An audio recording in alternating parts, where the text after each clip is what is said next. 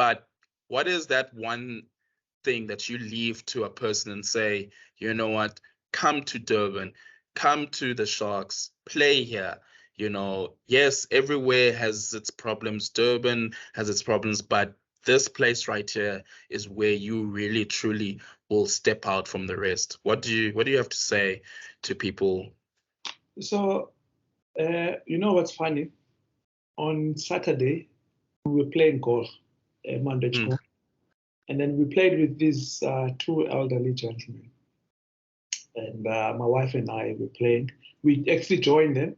We played with these two gents, elderly, 75 and 72 brothers. And as we were sitting there, we spoke about how Durban and the Sharks, everything around the stadium was more like a community. And when we were there, that was the biggest driving force. And I think that has not changed, being the foundation of the current team as well, because of the setup that we have there. I'm not sure if when you're first, I'm not sure if you've been to the stadium or you've ever been to experience that. Yes. After the game, on a Yes. kickoff, the prize stands, kids running around. Yes. So that speaks about the community that where players were also accessible to the fans. Where players were walking around, fans could mingle and chit chat and ask questions and get autographs. But also, similar to now, in my time,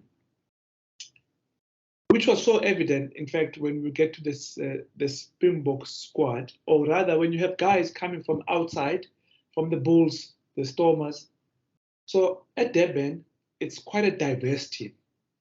There used to be Afrikaans, English, and Xhosa, and there was no dominant language. It was all a nice mix.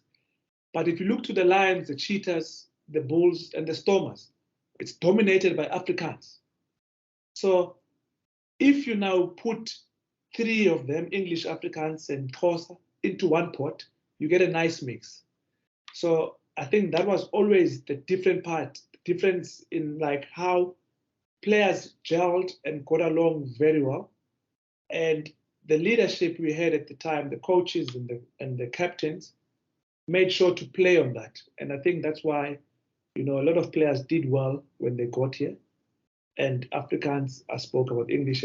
And when you speak about two guys must play other teams, English and Xhosa guys would be smaller than the Afrikaans. It would be all dominated. They will have a different vibe as to when they come here and experience it. So, and I think it's still the same to this day, and that's what the Sharks is all about, So the message that you're saying, what message do you give? So for me, I think we touched on it earlier, in the fact that, the one thing that gives you the opportunity to change your life and to impact your community is the talent that you have. So without your talent, you'll struggle to really reach your potential. So you have to look after your talent. I'm sure, I don't know, do you watch F1? Yeah, now and then. So the nice example I like to use is the cars that those guys have. So those cars, they spend a lot of time designing and making sure that it runs at its optimal. So same as players, your body is that car. So you gotta look after your body, because your body is what allows you to perform week in, week out. So I don't necessarily need to go into details about how you do that, but it's very important to understand that this is your car. This is Max Verstappen's Red Bull racing machine. If you don't look after this, it's not going to perform on the weekend.